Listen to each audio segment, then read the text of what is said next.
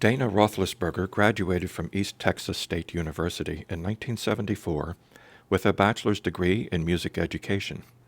He was a director of bands in secondary education before accepting his first position in higher education in 1980. Dr. Rothlisberger joined the Department of Music at Towson University in 1983. These are his reflections. Dr. Rothlisberger, thank you so much for coming in and taking your time to share with us your thoughts about your own preparation to become a teacher and your career in education that's followed. I think a good place to begin is in the beginning. So if you would you share with us a little bit about your early social context?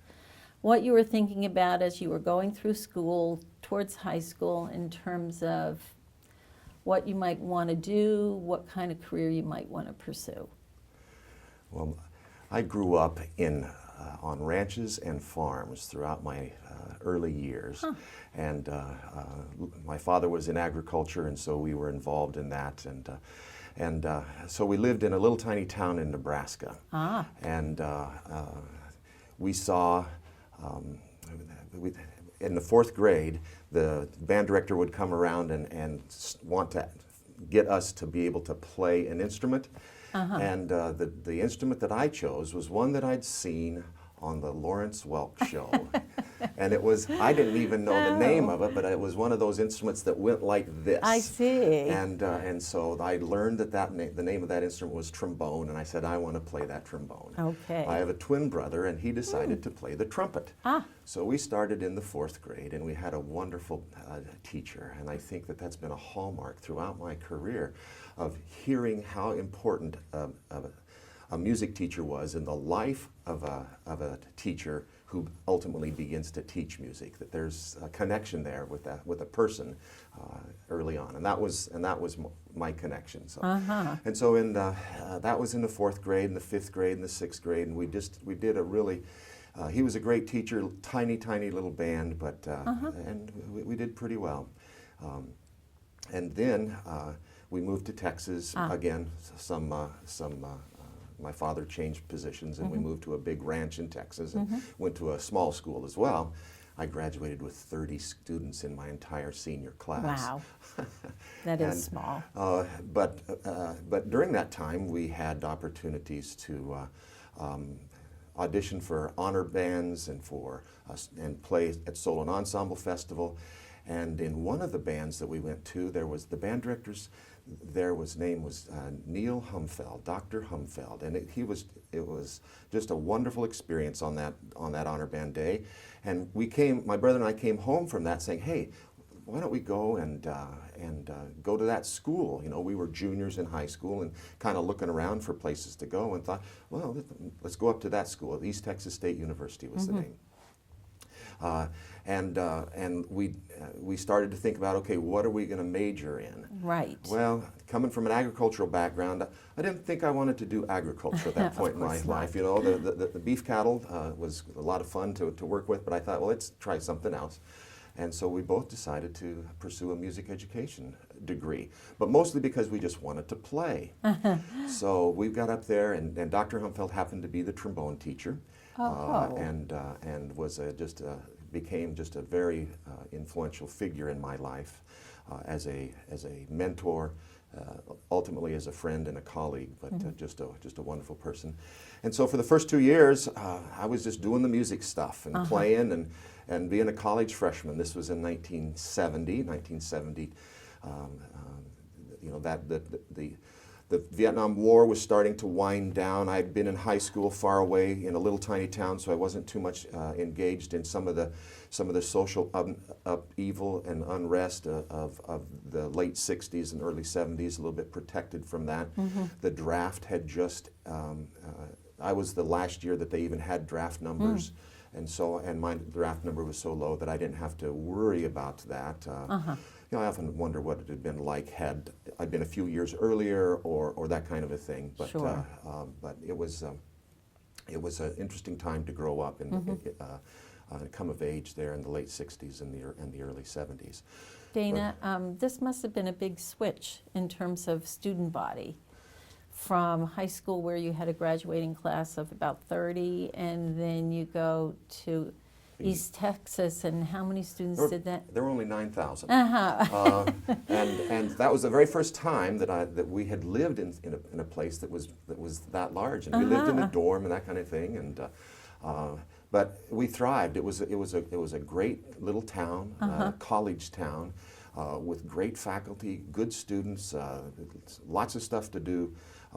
We were engaged and busy in all of the activities of being college freshmen, and didn't have to worry. You know, many of our students today have to try to maintain a job and all this kind of thing, and we were able to not do that. We'd been able to save enough, and a few scholarships here and there, and a little campus job helped us out.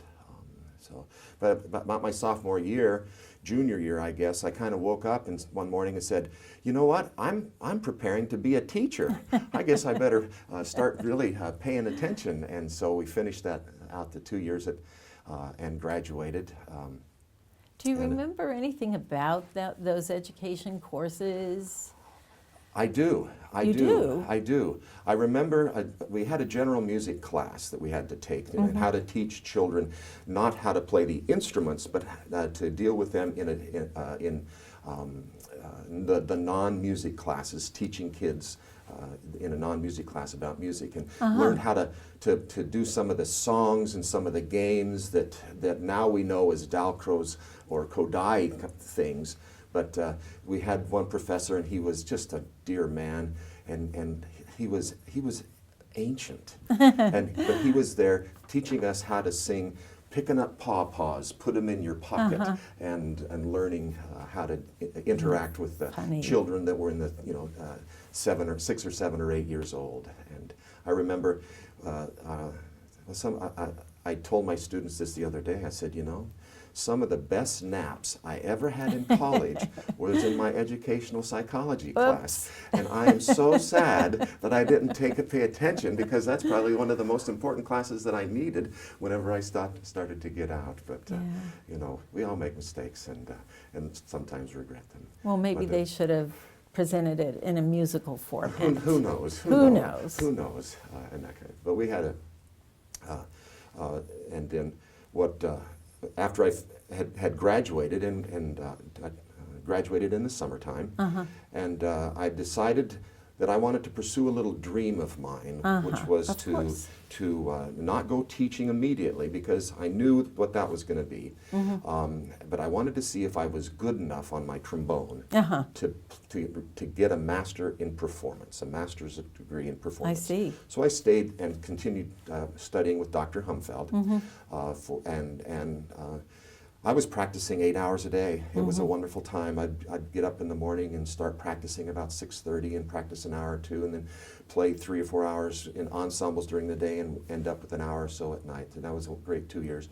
Plus I was a graduate assistant that taught students how to play trombone. The music education majors at the university at East Texas, they had, each one of us had to take a half an hour a week lesson each semester on a different instrument. So I'd have a half an hour lesson on oboe for a semester, half an hour lesson on trumpet for a semester, half an hour lesson on clarinet for a semester. And that's how we learned how to play and teach the other instruments. And the graduate assistants were the ones who taught those lessons. I was teaching trombone to college undergraduates for the first year. And then the second year of my graduate studies, I was the graduate assistant for the brand new band director. His name was James Keene, and he came in. And there are times where people are really influential in your life. Mr. Tolman, when I started band, Neil Humfeld when I got to school, and then Jim Keene at the end, because I worked with him and learned a great deal from him about the art of band directing and musicianship, and he took me under his wing and showed me and introduced me to colleagues, his colleagues, and professional meetings and that kind of a thing. And so when I finished my master's degree, then I was ready to go and teach. And I'm glad that I had done that. It helped me a great deal as I did. If I could drop back to your undergraduate, did you actually student teach in any kind of sense? Did Yes. you go into schools and One of the things that, as is the case in most of the education programs, we had a student in, we called it student teaching, now we call it an internship. But there was I lived in Commerce, Texas, which was a small town with not very many schools. The next biggest town in the was Greenville. And so I student taught at Greenville High School with a seasoned director there who had a highly successful program. So I did 7 weeks at the high school with Mr. Cartwright, and also did 7 weeks at the middle school with Jay Phillips. And Jay had been a graduate of Towson University. I had known him at Towson University when I was a freshman. He was a senior. And this was at East Texas? This was at East Texas. East and then Texas. He had been teaching at Greenville Middle for a couple of years and took me as a student intern.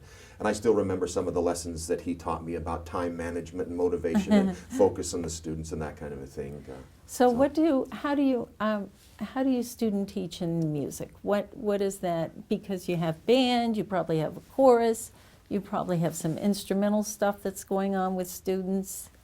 I mean, it's just such a huge, broad field. It is. How can you student teach in all of those things? Or are you more selective about where your interest lies?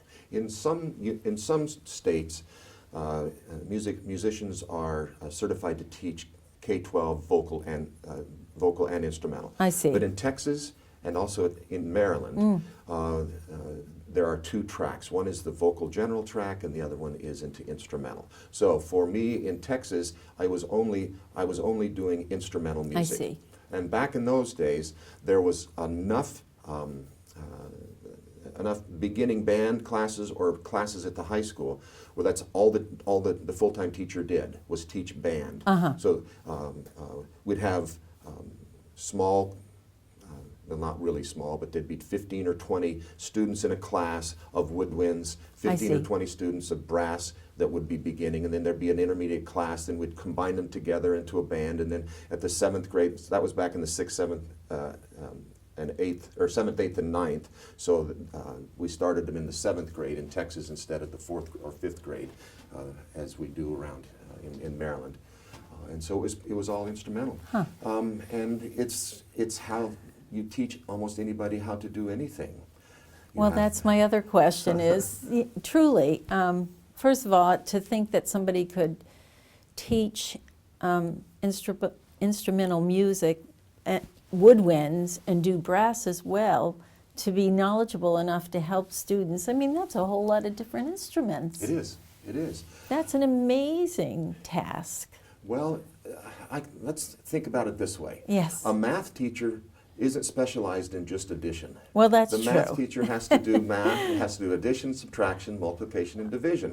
So now as we get into a little bit more higher level things besides arithmetic, then maybe somebody's going to focus on geometry and somebody else will maybe going into calculus or trigonometry or that kind of a thing. So at the beginning level, it's the basics, and most music education folks have had a pretty good founding in the basics. They can help the students put the instruments together, how to hold it, how to form the things that are going to cause the sound to be created, and then simple kinds of things to begin to learn.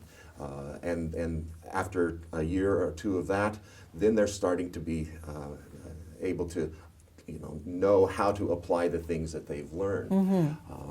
We don't teach them by rote exclusively. Pretty soon they're able to make inferences and make connections on how they're going to solve their own problems if they have it. Plus then, as they get better, there may be encouragement to take private lessons outside with an expert. And then in the top groups at the high school level, the students really most of the time are going to participate in band only if they've come from a middle school or a junior high school already with skills. There isn't too much of an option or opportunity for folks to begin at the high school. Sometimes, but not often. So by then, we're dealing not with specific instrument kinds of issues, although we address those, but we're talking in a larger framework, the notion of how are we going to create this musical phrase, what are we going to do, how do we play this, how loud does this instrument need to be to balance with the other instruments? What are the rhythmic issues? What are the interpretive kinds of things that will create this wonderful, beautiful sound? And that's in addition just to teaching the instrument, is now you're part of a group of people and you have a specific role, I guess, that you play. And as you mentioned, what would be the emphasis for you as opposed to somebody playing another instrument? I mean, that seems to me like a whole different kind of instruction. Well, there's a lot of trust involved in a large ensemble, well, even in a small ensemble. If there's 3 or 4 of you, even if there's just 2, that if I'm playing my instrument and you're playing your instrument, we have to trust each other that we're going to be working together, and I have to be listening to you, and you have to be listening to me. And as we do that, we are able to blend these things together. And that's the director's role, is to help with that, and to build those kinds of skills and help the students understand how to do that.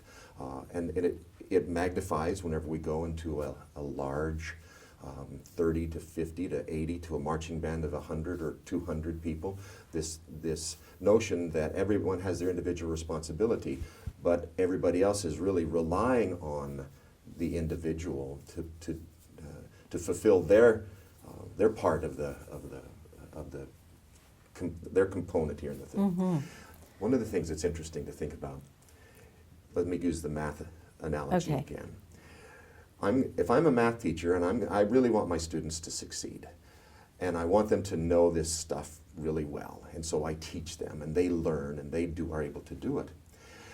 But rarely, if ever, does the math teacher get to put all 25 of the students on the stage in front of a board and hand them a problem and say, all right, everybody, let's all solve this problem at the same time, in the same way, and together. And that's what we as musicians do all the time. We put ourselves onto the stage and say, all right, everybody, let's all do this together, and we're going to have an audience and maybe adjudicators and let's all do this. All do this together. So maybe a little ed psych would have helped in terms I of wish I would have. interpersonal. That's right. So we have you. You went on directly, got the master's degree, did have an opportunity to do some teaching as a graduate assistant. So what are you thinking that you're looking for now in terms of employment? I wanted to be a high school band director. You did. When I at the end of my undergraduate degree, one of the things that I didn't look forward to too much was to teach at the elementary, at the junior high school. I just didn't. I wanted to. I think it was maybe a little bit of hubris on my part. I thought I was pretty good, and so I thought, well, let me go and start working with them. Probably, the guidance that I give to a lot of students is learn your craft and how to teach at the elementary and the middle school level, and then come up to the high school level. And that's really valuable advice, and that's what I probably should have done. But I didn't. I said, well, I'm just going to jump right to the high school. I'd been working as the graduate assistant director, band director at East Texas, and I thought I'd done a pretty good job. So this was in Texas, and I thought, well, I'm a member of a Church of Jesus Christ of Latter-day Saints, and I thought, well, I was single at the time. I thought, well, let me maybe move to Utah. I might have an opportunity to meet some young women and that kind of thing. So I had set up a couple of interviews to get to Utah and Idaho, and at every place that I stopped, first stop was in Monticello, Utah. They offered me the job right there on the spot. And I said, well, I've got a couple more interviews, so I'll let you know. So I went to Price, Utah. They said the same thing, and the guy said, well, you know, frankly, you're a wonderful candidate, but I don't know why you're not applying for the Davis High School job. And I said, well, that's my next interview. So I went up to Davis High School, which was right north of Salt Lake City, and interviewed for the job, and it was a wonderful position. I was offered the job, and I took the job right then. Canceled my interviews in in Idaho, and then started the job. Well, right there. and what was special about this particular job that people were saying, well, you should apply here? Was it just a larger school system, or what was the particular appeal? The Davis High School Band was one of the best bands in the state of Utah. Aha. Their director had just moved to the University of Utah, and they were searching for somebody to come in, and so it was a high-profile position. And in my youth and in my ignorance, I thought I could probably do the job, and so I did. And there was a wonderful support group. 25 years later, went back and talked to some of the students, and we reminisced about that first year, and being, that was part of my problem, being a brand new teacher, not having the eyes in the back of my head yet that you would get as you have some experience. And there were some things that I kind of knew was going on, but I didn't really know what's going on, and we began laughing about some of those things, that the non-music stuff that was going on.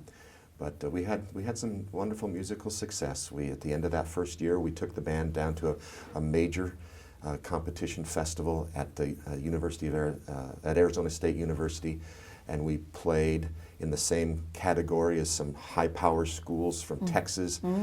They selected the best of the day to perform at a concert that night, and we were one of the bands that were selected. And so that was really a wonderful thing for a first-year teacher to with those students. Yes. And I credit the students that they stayed with it. I didn't lose very many students. They were committed to the program, and were willing to let me kind of learn the ropes and followed what I asked, and we had a wonderful concert at the end of the year, that first year. What a wonderful first year. What a wonderful first year, yeah. So how long did you stay there? I was there for 4 years, and during that, my position there was we had a marching band, we had 2 concert bands, and then I also taught at the junior high school. I taught all of the brass at the junior high school. Every other week they would have band, and then the off week they would have PE. So band, PE, band, PE. I had to make sure that I was, did enough of the teaching that they would want to come to band, and because you love PE, but we had some fun times with the kids as well. So I was there for 4 years doing that. And what took you away? Well, I thought, well, we're having success here. What is there something at the next level that I might investigate? And so I thought, well, maybe I'll go on and look at a doctorate. And I was married and had one child at that time, and I thought, okay, well, this would be, if we're going to do this is probably going to be the time to do it. And so I was starting to investigate that. About that time, Jim Keene, who I had worked with at his first year at East Texas State University, had just moved to the University of Arizona, and he invited me to apply to be the assistant band director at the University of Arizona, and so I did that, and was successful in getting that position, and so we moved to the University of Arizona in 1980, and worked with the marching band. Worked with I taught some music ed classes, and then assisted with the other concert ensembles. So very nice. And that, I assume, is a big band. It was. At that time it was. Sometimes you look at programs and you associate them with their athletic league, and sometimes that's not the best thing to do, but often that's the way that the world does it. And they were playing big-time football. It was a big-time marching band, and so we had there was a brand new football coach that came in at the same time. So there was a lot of excitement about the university. We were able to recruit a large number of kids, young men and young women. At that time, the football team started to win. And so there was a great deal of excitement. Beautiful stadium, wonderful grass turf. It was just a wonderful place to be there in Arizona at that time. And it was a thriving university when it came to music. and the band area needed to be revitalized, and Jim Keene was able to do that, and I was glad to be there, kind of helping him along. Right. But you're the assistant. I am the assistant. That's right. And is there some point at which you think, oh, maybe I'd like to be the director? My life has been filled with experiences that I had little control over. My brother was the motivating force to go to East Texas to go to that honor band, so I followed him along. Yes. When Jim Keene came to East Texas, I was asked to be his assistant as a graduate assistant. Well, we'd go, in my third year at Arizona, there's a major conference called the Midwest Band and Orchestra Clinic. It's in December, and it's in Chicago, and it is one of the major places for all of the band and orchestra directors across the country to come. So, and we went to that, and when I got back from that, on my desk was a notice of a job opening at Towson State University. And I saw that job open, that letter, and I looked at it, I read it, and I said, that's the place I'm going to be. Did you have any clue where that place was? I had no idea. And I think I may have even said Towson, you know. Yeah, of course. But I looked at the job notice and began to put my materials together, submitted my application, was invited.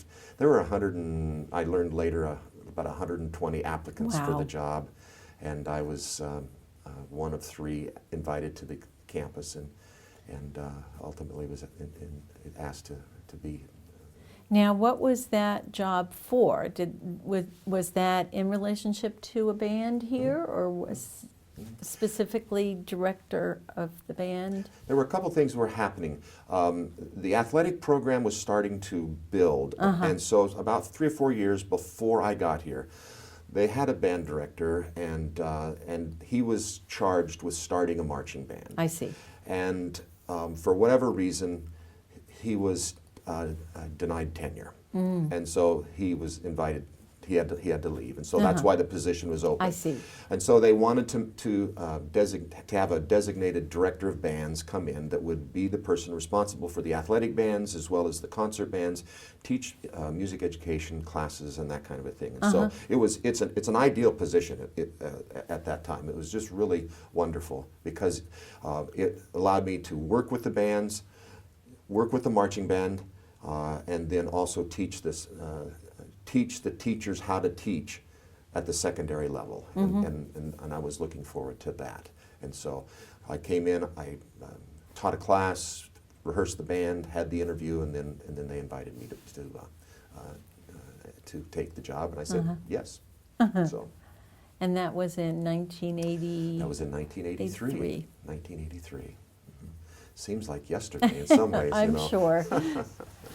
So, and what was this size of this? You were actually just starting this marching band then. It had been in place for a couple of years. I see. But it we needed to grow and needed to get a little bit better. There wasn't a lot of money available, but there was a little bit, and so we started to do some things that would attract students.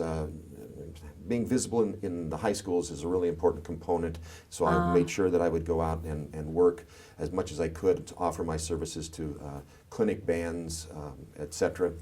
We had an event that we hosted on campus that we called the All Senior Honor Band. Seniors in high school, we were nominated, and they would come to our campus for a one-day event.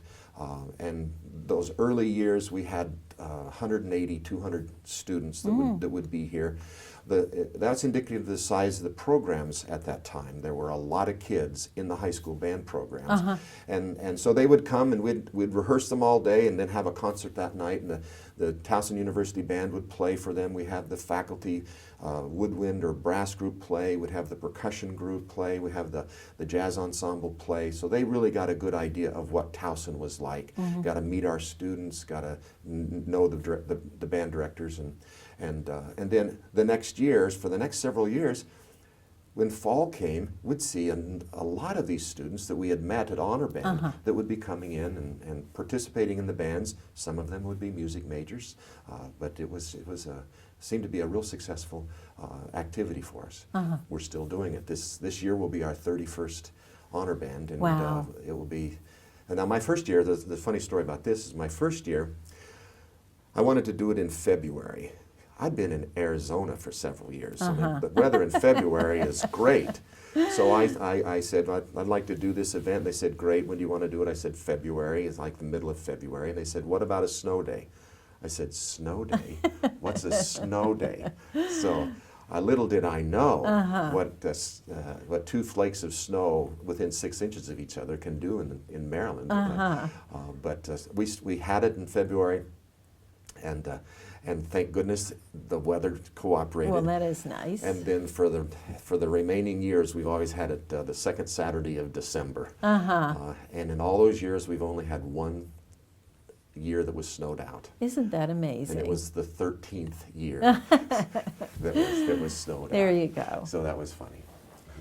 Now, you had suggested earlier that teaching music, there are things about teaching music that really are sort of comprehensive in terms of teaching and learning. And now after 3 decades of doing that, has your perspective changed at all on what works and best way to approach learners? I think that I'm a better teacher now than I was when I started. I can look through my career and see that I'm a better teacher. And so one of the things that we try to do, and it's very easy in music, well, easier because there's so much one-on-one instruction, small instruction, that some of the other content areas don't have. So we can model a lot and work with our students. That can be a big benefit. The downside of that is that you only have one model possibly that you're using. Right. But there's enough experiences in the music program that they allow to do that. In thinking of large group dynamics, in the late 40s and 50s and up into the 60s, there was a very strong presence that was expected from the person on the podium. I see. And the demand, well, a benevolent dictator, sometimes Yes. not so benevolent. and the students that were in the ensemble, or the professionals that were in the ensemble, that's kind of the way it was. And so you really had to toe the line, and there was sometimes a little bit of fear or unfortunately some belittlement or reprisals on folks who couldn't come up to the standard, and we saw that dictatorial model, and it wasn't good then. It's not good now, but that's often what the model was that a lot of folks worked. Right. And a lot of times that was because people would support the guy who was doing the teaching. And win, lose, or draw, good, bad, or ugly, the teacher was always right. And that wasn't true then, and it's not true now. And so that model didn't work very well. But a lot of folks were in that, came up with that model. Sure. And oftentimes, what I've seen is that teachers do what was done to them. Absolutely. And I may try to teach the practice that I want them to employ, but when the stress is on, they revert back to something that happened to them in their formative years. And so that's a difficult thing to deal with. And so what I've tried to do is model the right kind of behavior that a teacher should give. I'm convinced that students only have so much energy available for anything, and the teacher needs to be able to read the students and know what they're able to give and what they're ready for. If the student is dealing with significant issues in his life, and as we've come through these last several years, We see more and more issues that these kids have to deal with. You know, and how tragic it is whenever, you know, the family pet dies. How much more tragic it is if there's a breakup in the family, or there's a death in the family, or something like that. And so we need to be sensitive to the students, and not to reduce the standards that we have for what we want them to learn, but to be able to know when to ask for those things that they are going to have the energy to give us, and be able to divert the energy that they may be wasting in some other areas into what they're doing. So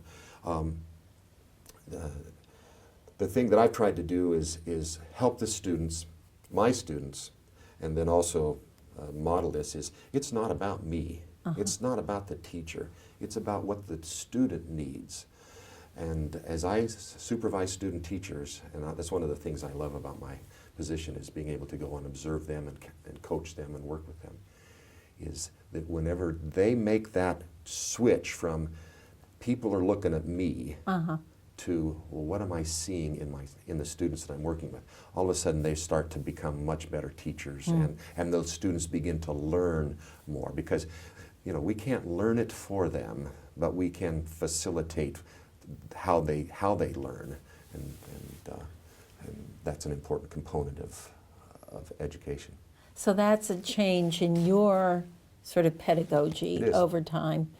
And is that sort of taking hold across campuses in terms of music faculty and band directors? Well, I think that yes, we don't see that Ravelli, Toscanini, those are the two of the major models that used to that, and to great success. I mean, I'm glad to have had a chance to work with Dr. Ravelli, and we see the work that Toscanini did, but that's in the olden days, and we see that isn't effective anymore. People who try to use that, their programs diminish to the point of withering up and dying.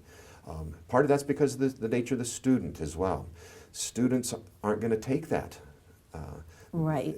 And in most cases, in music, this is an elective. They get a fine arts credit for it, but it's not something that they have to take. They have to take English, they have to take math, and we hope that when they get in there, they're glad that they're there and they want to take it. But over the course of time, if somebody doesn't like what's happening, they can just choose to take some other elective. There was some suggestion earlier that maybe the interest in being part of a band has diminished somewhat. Is that true at the high school level and or college level? Well, whatever the foundation is, the base of the pyramid, however big the base of the pyramid is going to impact how high the pyramid's going to be. Right. If there's a lot of students that are taking elementary band, then the numbers is going to be a little bit better in the middle schools, in the high schools, and in college. We've seen that base shrink. Why? Well, I think that technology is part of that. If you know, I can do things on a computer and and play games and have music real easily. I think that's part of it. I think that in our society at times we want something real fast right now, and to think of the student who starts beginning trumpet or beginning piano. The next step tomorrow is not Carnegie Hall. It's a long way to get to there. Right. The old joke, how do you get to Carnegie Hall? Practice, practice, practice. And that's sometimes that's a challenge. And if students aren't nurtured along the way, or if there's something in the program that they're not enjoying, and enjoyment is not the most important. It is important, but it can't be the driving factor. Learning, I think, and being able to experience music and know what music does for me as an individual is very important. So I think that we've lost some of that. I think we went through some economic hard times. Sure. And for many families, I mean, when we look at Baltimore, Baltimore City and the surrounding counties used to have some thriving bands. But then about the time I came was about the time in 1983, shortly after that, the steel mills started to close down. And all of a sudden, all of these working class families were losing jobs, and some of those huge programs, because they wanted their children to have all of these experiences. Right. They wanted them to be in band and orchestra and choir. They wanted them to do that. But now they don't have the money to pay for an instrument or even rent an instrument, so it becomes difficult just because of some of those challenges. And we find that once they leave, they've rarely ever come back. If a student who's a freshman says, I don't want to do band or orchestra, or I don't want to sing in choir, but I'll come back, they usually don't come back. So we've seen the pool, the numbers diminish a little bit, and that's impacted us. Yes. At the university level. We still have wonderful students. Yeah, I think from the standpoint of Towson University music education right this year, Yes. this is the largest class of student interns that we have ever had. Interesting. We have 34 students. That's 15 instrumentalists and the rest are vocalists. That's the largest we've had. For the last 10 years, we've seen an increase each year in the numbers of interns. And part of that's the way that we structured it. About 8 years ago, we structured to have all of our interns do their internship in the spring semester instead of choose fall or spring. I see. So we've been able to see that, to track that. And so each year we've had more. And this year we have 34 of these young men and women. I think we're going to see a decline over the next couple of years. I don't know how significant it is. Our base seems to be shrinking a little bit. It's not too bad. But the numbers of kids, and I say kids, they're not kids, but Right. the numbers of young students that we have is not as high. Our honor band numbers, which is kind of an indication, Yes. we've been averaging around 100 for the last 10 years or so, and the first 10 years we had between 150 and 200, so we've seen a decline, and that's as a result of the high school population. Right. But, Well, how many folks are in that band I hear from our apartment every morning? Is that the marching band? That's the marching band, and that's been one of the success stories that we have. Oh, and that good. really Tell us about that. It's a Towson point of pride, I believe. Wonderful. 10 years ago, about 13 years ago, I transitioned away from the marching band because of the direction that the university was going. And for 3 years, we had some adjuncts working with the marching band, and then the president and the provost and the folks who were in control said, we're going to move to a new athletic conference, and we need to be a little bit more aligned with some of those institutions. Sure. So we need to infuse whatever we need to infuse, and that usually means money, into this program. And so they decided to make that financial commitment and to hire a full-time marching band director, Oh, okay. and provide the financial support that would be necessary for that large a band. There was scholarship support, financial support, and that kind of thing. And so we hired I consider John Malauskas a genius when it comes to marching band. He writes the drill, and it is as good as any drill that you see, and it's new every year. Everything is always new based on the numbers that we have, and we have students that. We learned, he reported yesterday that there's 240 students in the band. There are. 93 different majors are represented in the band. Amazing. Only 50 of those 240 are music majors. The rest are majors from across the campus. And this band has grown, and it's because of the things that Mr. Malauskas has done, the music that they play, the show design that they have, and the recruiting that they've done in performing for high school groups has been paying great dividends. And so it is loud, though, I can tell you that, you know, but it's a wonderful, Yeah. and he's done No, very you well. just, I know that just means that the school year is beginning because they start early. And yeah, it's actually a nice sound. It says, you know, the whole enterprise is getting ready to start all over Ramping again. up one more Yep. time. And that's encouraging. There's something about drummers, though. You put something in their hands and they have to hit. And they continue to do that from the time they're up to the time they finally shut down. Probably so. So what are you doing currently in terms of your directing and teaching? Right. Well, one of the things over the last couple of years that has been just really rewarding is the opportunity that we've had to perform with our symphonic band at some of these regional conventions. The Eastern Division of the College Band Directors National Association, we played there a couple of years ago with our band, and that's an invitation. We submit an audition tape, and then a group of people listen to them without knowing who they are, and then they select. And so we were selected to play, and Very nice. And the high point of that was we occasionally, as much as I can, like to join with a consortium of other folks to commission new works to be written for the symphonic band medium. And we had been a member of that, one of those, and what had resulted was a clarinet solo with band. And so we were able to premiere that work, and our clarinet professor at the time, Marguerite Levin, was the soloist, and it was a wonderful experience.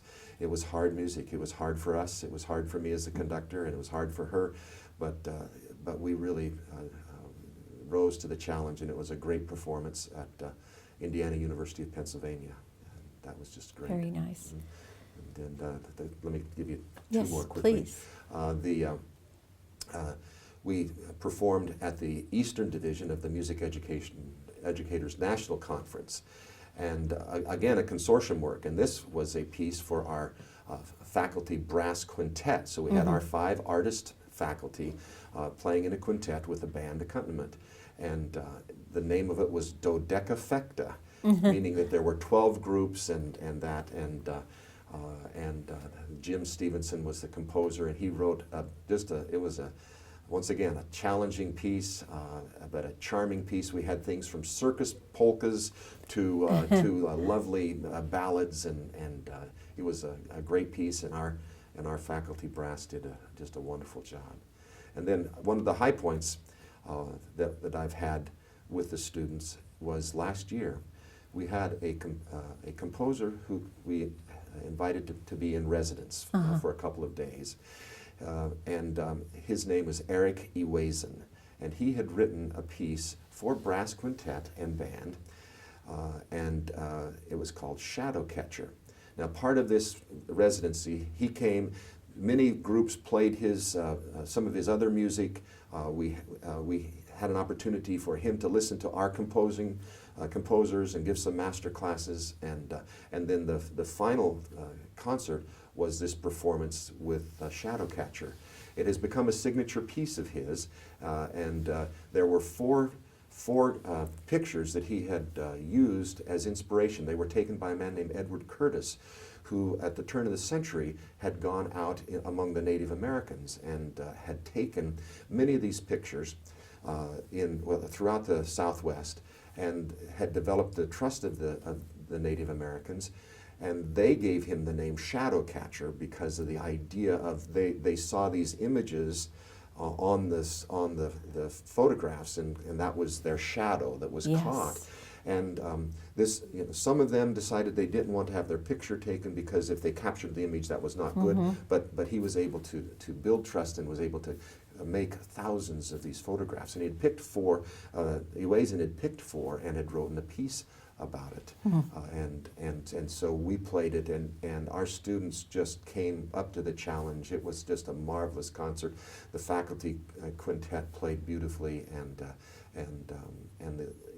when we ended the concert, there were smiles a mile wide on everybody's face. Of Everybody, course. well, sometimes that doesn't happen. Sometimes well, we wish yes, that we, yes. you know, but in this case, everybody was so elevated, lifted up by this musical experience, and a chance to work with the composer, to work with their teachers and these faculty members, and that was a high point, I think, in the department, and we have just really relived that, I'm remembered sure. that, and enjoy that experience a great deal.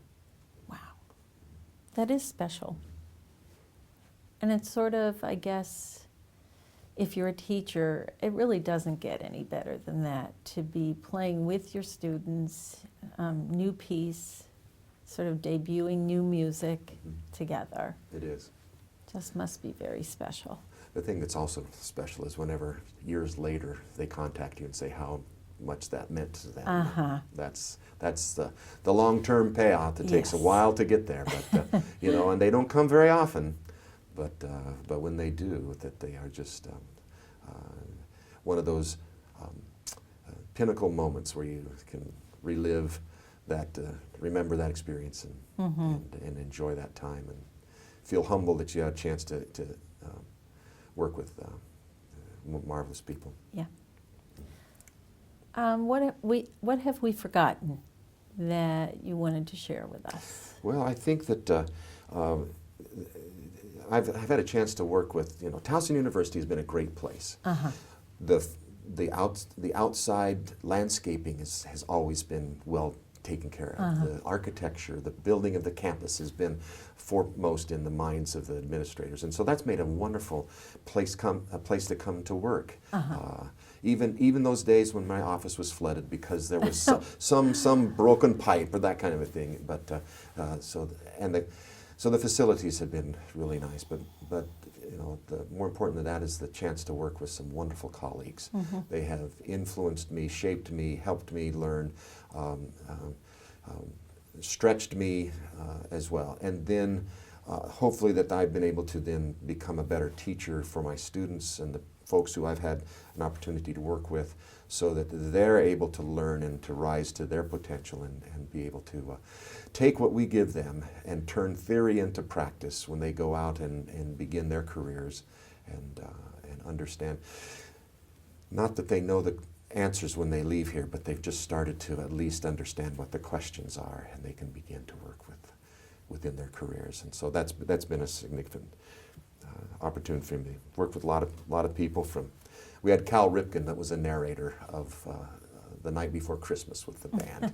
We had Kathleen Kennedy Towson, who was the sitting lieutenant governor at the time, to narrate a piece, an Aaron Copland piece on about Lincoln, and using the words of Lincoln in a piece. And so that was a wonderful opportunity for us. So we've had lots of great experiences, good students who taught well. And We always have one last question, and that question is, given your long career in education, what would you say to individuals, sometimes young, sometimes not quite so young, who are considering a career as a teacher? It is a noble profession. Some would even say that it's a calling, and the research suggests that in many ways, because we must acknowledge that the 5-year mark is a mark where we see many of those who enter the profession have left the profession. That doesn't mean that folks shouldn't start it out, but that the idea for somebody who wants to be a teacher is to have a passion for working with children, working with young adults, and working with people. It's not enough in music to be able to be a good player. You have to love to work with people, and in wanting them to have success. A solo artist is a solitary pursuit, and hooray for those who do that. But there needs to be a little bit more in being a teacher. Understanding the content of what we do, and when you come to be a music teacher, it is really an eye-opening experience because there's so much more to it than what folks, at least college freshmen, sometimes have thought about. And so that's an important consideration. We have an opportunity to talk with students and give them good advice about this, so that it is an intense, in music education, it's an intense major, high, lot of credits and very prescriptive, but it can be done, and it works, and people can make a wonderful life out of that. One of the things that I was listening to something the other day, and it reminded me of using water as an analogy, that being a teacher is not where you put your finger in a pool of water and draw it out and see the hole that you made. That's not what being a teacher is all about.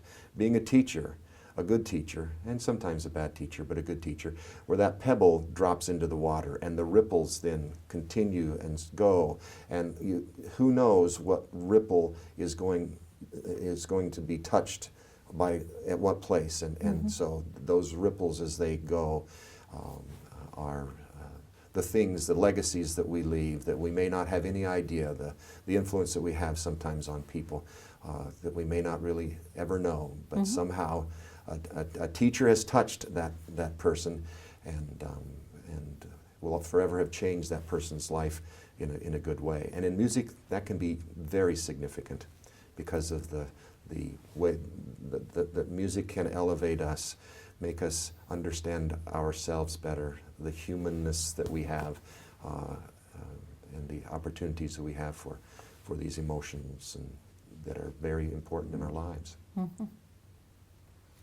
Thank you. It's my pleasure. It's been enjoyable. Learned a lot. Thanks.